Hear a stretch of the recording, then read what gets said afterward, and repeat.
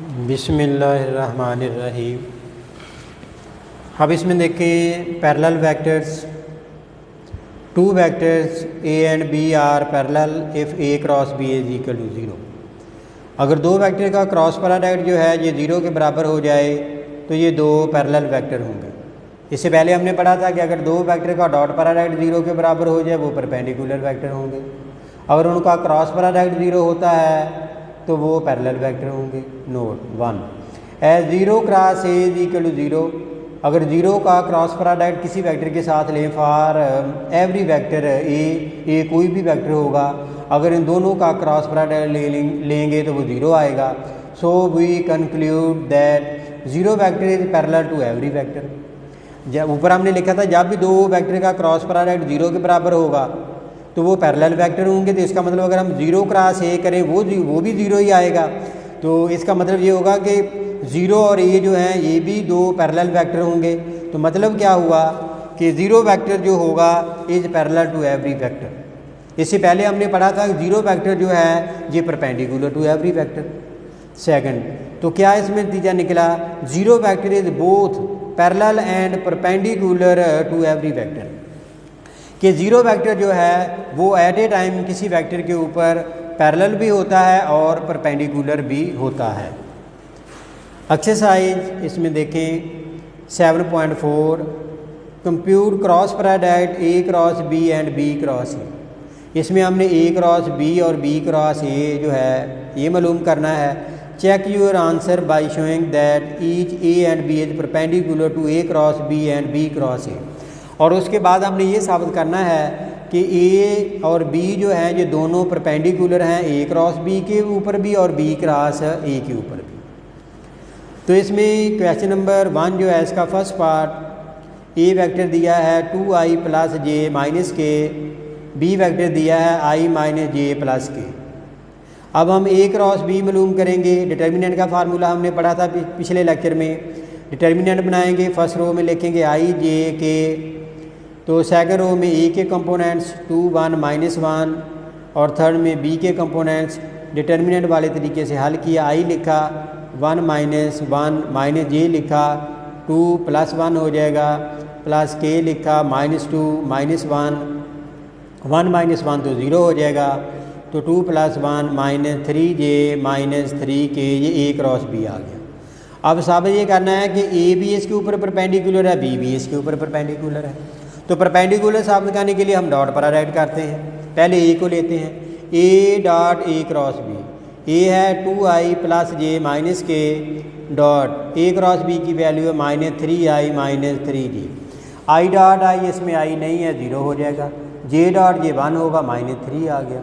के डॉट के 1 होगा माइनस +3, तो -3 + 3 0 आ गया।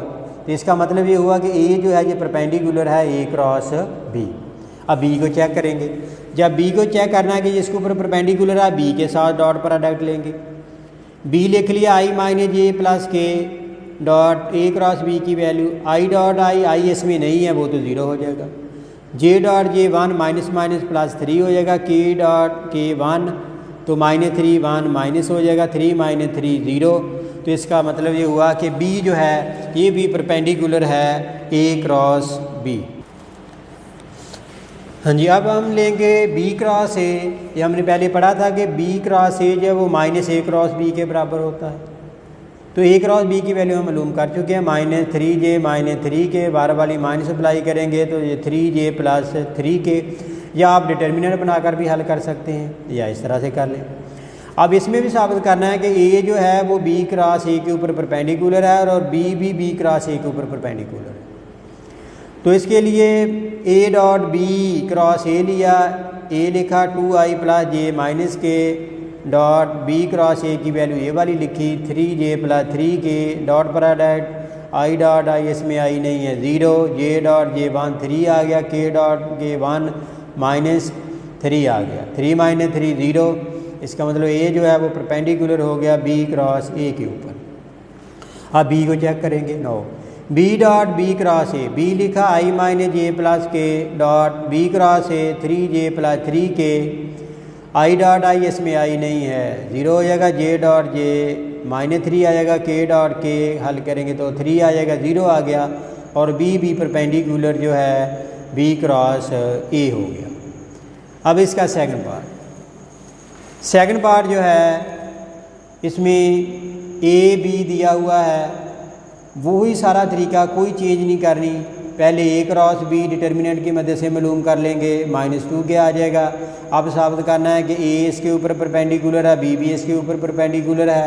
जब ए को करना है ए के साथ डॉट लेंगे, डॉट प्रोडक्ट लेंगे, तो आंसर अगर 0 आ जाएगा तो परपेंडिकुलर हो जाएगा। बी को परपेंडिकुलर साबित करना है, बी के साथ डॉट प्रोडक्ट लेंगे तो वो ये भी 0 आ गया, तो बी भी परपेंडिकुलर हो गया।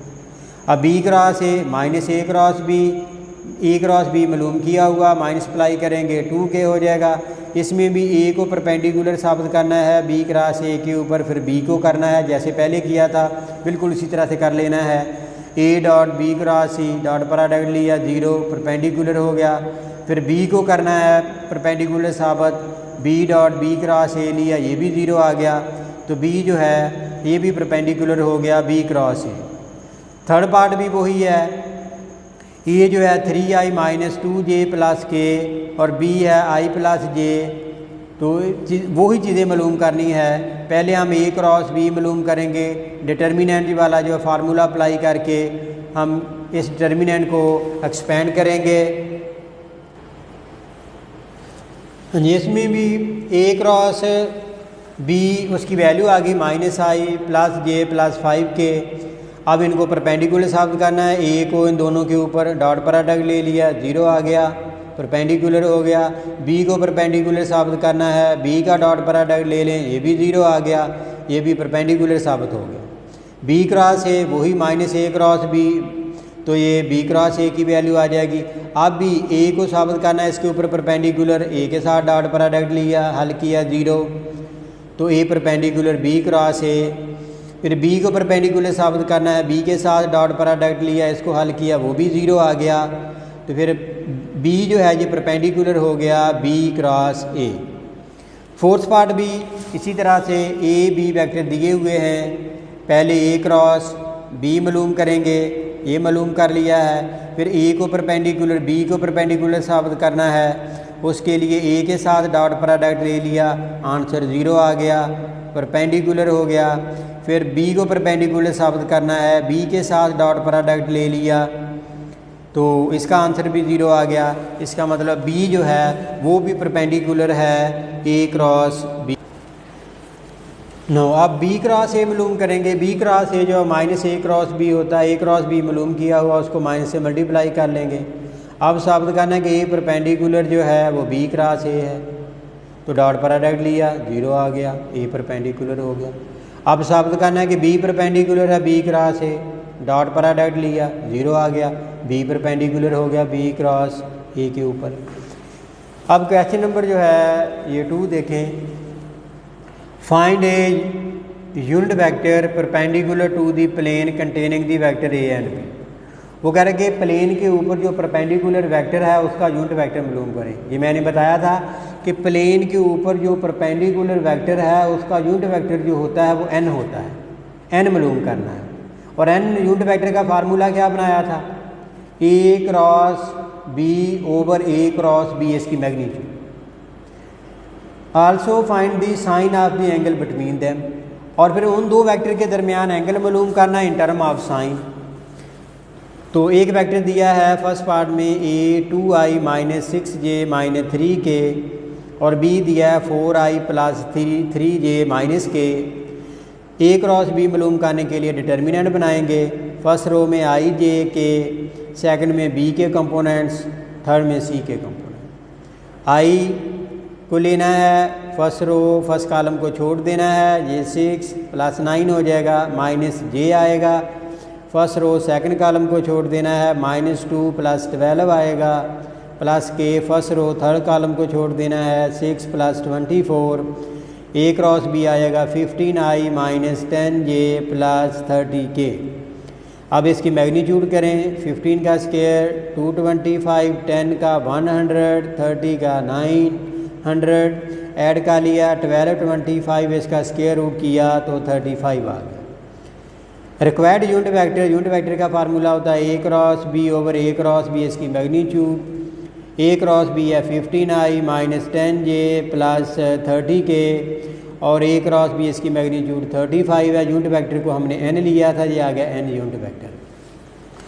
35 को अलग-अलग लिख लिया, 15/35i minus 10/35j plus 30/35k cancel किया, 3/7i minus 2/7j plus 6/7k।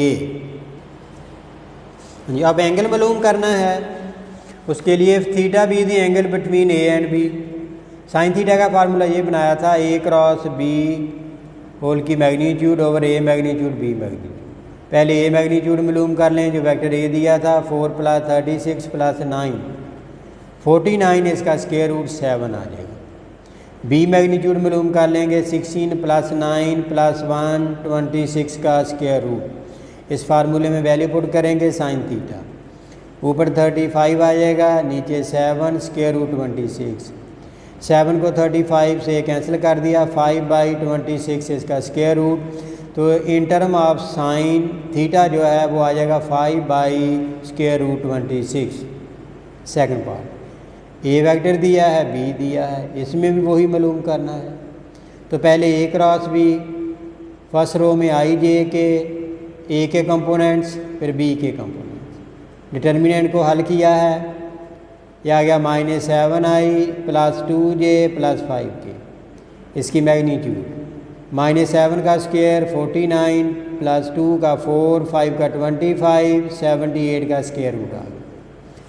Required unit vector formula होता है A cross B over A cross B, इसकी मैग्नीट्यूड ए क्रॉस बी लिखा, -7i + 2j + 5k, नीचे उसकी मैग्नीट्यूड स्क्वायर रूट 78। अलग-अलग लिख देंगे, n यूनिट वेक्टर आ जाएगा -7/√78i + 2/√78j + 5/√78k।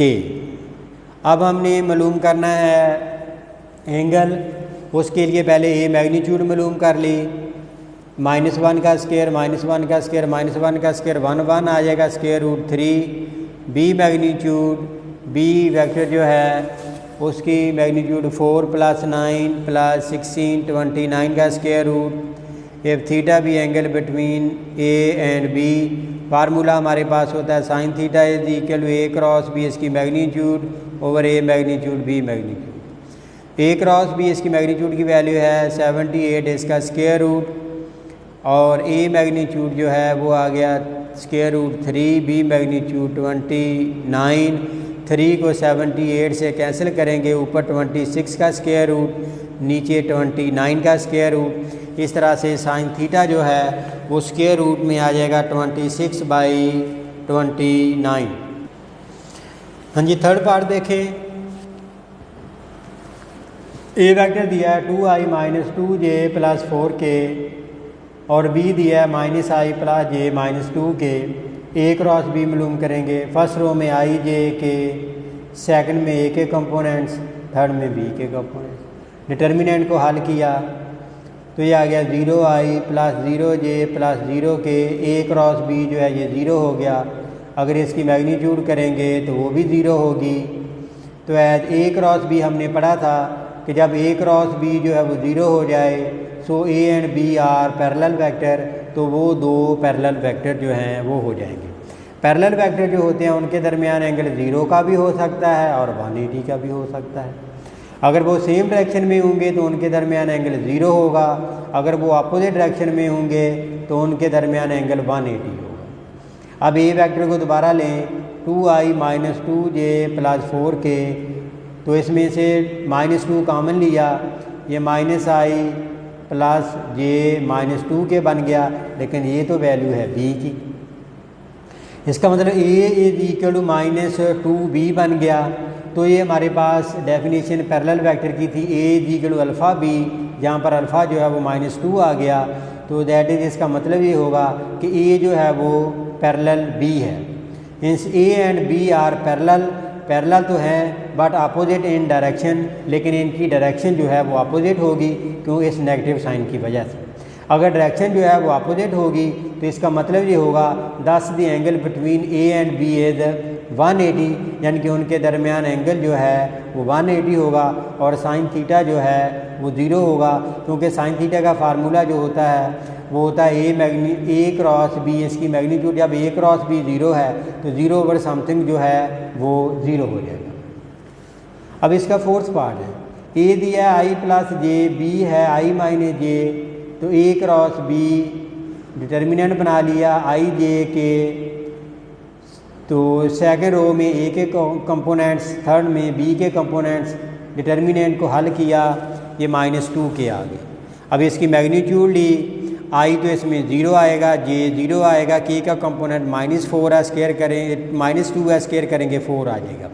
4 का स्क्वायर रूट जो है वो 2 होगा, तो ए क्रॉस बी की मैग्नीट्यूड 2 आ गई।